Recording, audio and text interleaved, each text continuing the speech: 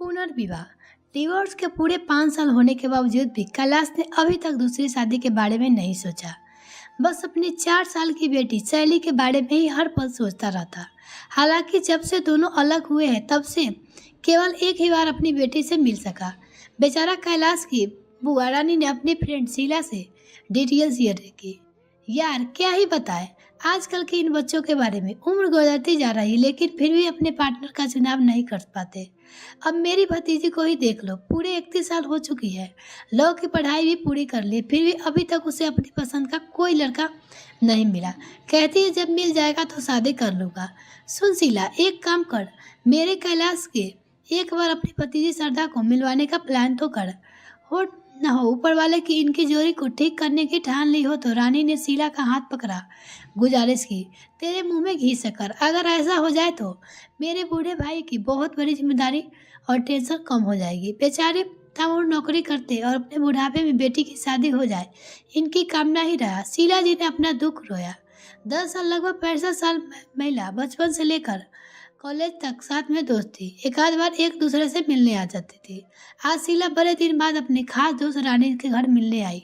उसके हाल चाल जानने के लिए आई हुई थी। कैलाश पेशे से बहुत बड़ा आर्किटेक्ट था, खुद के लिए फर्म चलाता था, लेकिन जब से उसका डाइवोर्स हुआ था तब से उसने काम पर से ध्यान ही हटाकर खाने पर ध्यान ज़्यादा रखा था। शहर में उसका जितना नाम अपनी काबिलियत के थाली था, उससे ज़्यादा नाम दारू पीने के लिए होया जा रहा था।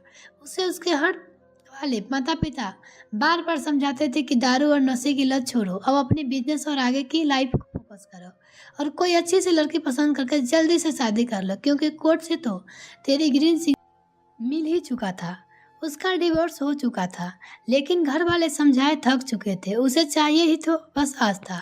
आस्था उसके डिवोर्स हो चुकी थी, पति का नाम था जिसे वो कभी हद से ज़्यादा प्यार करती थी, लेकिन कुछ गलतफहमी में इनका जगह बना ली थी। दोनों का रिश्ता के तार तार कर दिया और नौबत यहाँ तक की आई कि अब दोनों कोर्ट के सहारे खुद अलग करना पड़ा। दोनों अलग तो जरूर हो गए, लेकिन अंदर से बिल्कुल कमजोर हो गए थे। कैलाश तो खुद को संभालने के लिए शराब का सहारा लिया करता था, लेकिन आस्था अपने आंसुओं का डाइवोर्स के बाद आस्था अपने पापा, भाई और भाभी के साथ ही रहती थी। उसे भाई और भाभी के साथ और प्यार तो कम, लेकिन उनके ताने ज़्यादा मिलते थे। लेकिन सब कुछ अपनी दुलारी बेटी शैली के इस बात की भनक नहीं लगने देती थी। वो अपने नहीं बल्कि खैरात में घर में रहती थी। उसे अगर रोना आता तो अपनी बेटी के पीछे रोती थी।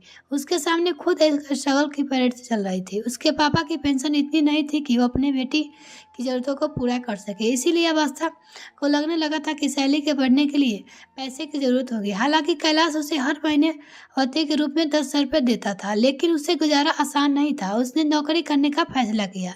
एक दिन उसके पापा आस्था ने को बुलाकर कहा, आस्था बेटी, जिंदगी बहुत बड़ी है और भगवान के द्वारा दी गई एक अनमोल होती है, इसे काटना नहीं, जीना चाहिए। इसीलिए हमारी मानो तो एक बार फिर से अपना घर बसाने के लिए सोचो, ताकि आपकी जिंदगी बन जाए।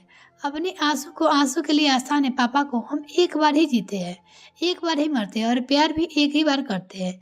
ये सब मैंने अपने हिस्से की कर चुकी हूँ।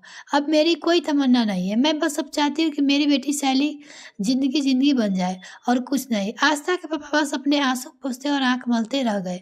उन्होंने कतई प्रयास किया, कहा हमारे लिए ना सही, कम से कम स्वर्गीय माँ की वास्ते सही, क्योंकि मैंने उनके वादा किया था कि तुम्हारे बाद अपनी बेटी को कभी कोई दिक्कत नहीं आने दूंगा।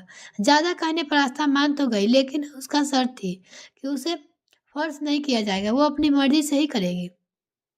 आस्था के पापा ने अपने दोस्त और कुछ मीटिंग साइंस की मदद ली, कुछ रिश्ते रेड किए, जिससे आस्था मीटिंग फिक्स करवाई, लेकिन आस्था का कोई भी पसंद नहीं आ रहा था। हालांकि उनकी अलग अलग वजह थी। एक दिन आस्था ने पापा के आस्था के एक और भी मीटिंग के बारे में बताया, उसे मिलने के लिए राजी किया। आस्था को जहाँ मिलना जाना था वो आस्था की फेवरेट जगहों में से एक थी। उसे ज़्यादातर अपने दोस्तों या फिर अकेले में क्वालिटी टाइम के लिए आउटडोर खुले में ज़्यादा पसंद हुआ करता था। बताई हुई जगह यानी मरीन ड्राइव पर पहुंच गए पर चिरंजीत अंदाज से आस्था आने का इंतजार कर रहा था। वो बार बार अपनी घड़ी की देख रही थी, फिर भी उसकी आंखें पीछे मुड़कर देखा जिस पत्थर टिक कर वो खड़ी थी। उसे पीछे वाले बैठा हुआ इंसान का इंतजार कर रहा था। जैसे ही दोनों की नजर टकराई, आंसू निकले गए और आस्था बिना कुछ कहे वहां से चलने लगी। आस्था, आज तुम्हारी मीटिंग मेरे से ही है, क्या तुम 10 मिनट बात नहीं कर सकती? जाती हुई आस्था के कानों में ये आवाज गूंजी। उसने पीछे मुड़कर फिर से देखा। कर मेरी आंखों धोखा तो नहीं खा रही। वो वास्तव में खड़ी रह गई। वो अपनी आंखों पर भरोसा नहीं हो रहा था कि उसके टंगे जवाब दे रही थी कि उसके अपनी पृथ्वी पर भरे बराबर लग रहा था। बस उसे मुंह से एक ही आवाज निकली, कैलाश तुम। अब कैलाश चलकर उसके पास आ चुका था। उसे अपनी बाहों में भर लेना तो चाहा, लेकिन अभी वो उसकी पत्नी भी थी, उसकी मासूका। उसकी आगे की कोई ख्वाहिश पीछे कर गई और आस्था वापस उसी जगह पर बैठने के कहा। कुछ बार सोचने के बाद आस्था मान गई और 10 मिनट बातचीत के लिए राजी हो गई।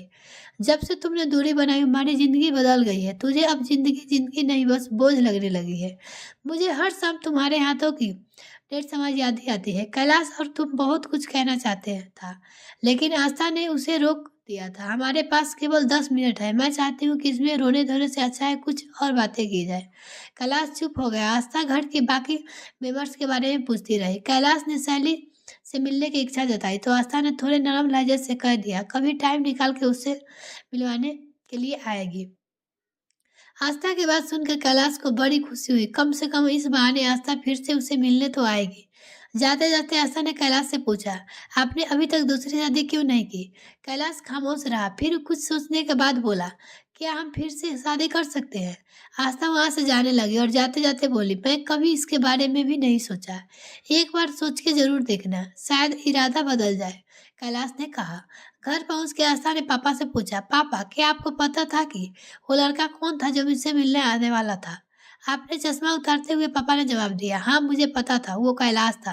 पापा जब आपको सब कुछ पता था फिर मुझे बिना बताए उसके साथ मिलने क्यों भेज दिया? पापा की आंखों में आंसू थे। उन्होंने कहा, बेटा इस उम्र में मैं नहीं चाहता कि मेरी बेटी फिर से नई शुरुआत करे। जो कि गलतियां हो गई है उन्हें फिर से दोहराए। हमारा बच्चा हमारे जीवन में डाइवर्स शब्द ही नहीं हुआ करते थे। गलतियां होती थी लेकिन लड़ झगड़ कर शाम को आपस में हम सफर के पास ही होता था। इसलिए मैं फिर से वही कैलाश की शायद एक बार नजदीक जाके देखो।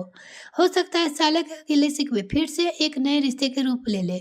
आस्था ने गदगद होते हुए अपने पापा को गले लगा के थैंक यू कहा। पापा मैं आज कैलाश से 10 मिनट मिली। आज मुझे उसमें वो पुराना कैलाश नजर नहीं आई।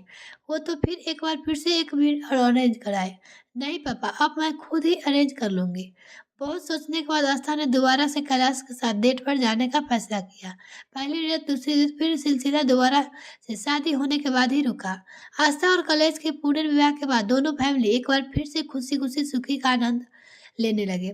शैली का भविष्य भी उज्जवल हो गया। कैलाश एक बार फिर से शहर का सबसे जाना माना आर्किटेक्ट के रूप में मशहूर होने लगा। सब कुछ तो पहले जैसा ही होने लगा था, बस फर्क था कि इतना इस बार कैलाश एक जिम्मेदार और भरोसेमंद हस्बैंड बन चुका था। उसे अपनी पत्नी आस्था और बेटी शैली को में अपनी जिंदगी नजर आती थी। मिलते हैं नेक्स्ट वीडियो में, तब तक के लिए bye. Thanks for watching this video.